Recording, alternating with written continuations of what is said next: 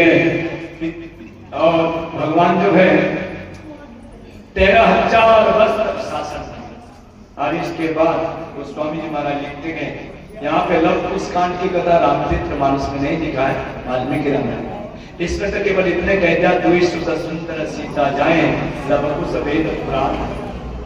दो पुत्र सीता जी को लव कुश हुए, वेद पुराण में विदित है। और दुई दुई सुत सब भ्रातन ने करे भय रूप नसीब करे। तो इसके बाद उर्मिला मांडवी स्तुतिकृति इनको भी दो पुत्र दिव्य राम राज्य की स्थापना हुई। सुबह सब जाग रहे हैं और भगवान की पूजा कर रहे हैं, पाठ कर रहे हैं। और सुख सनकादि नारद आदि ऋषि मुनि आकर के भगवान की स्तुति कर रहे, स्वयं वेद की स्वरूप धारण करके भगवान की स्तुति की।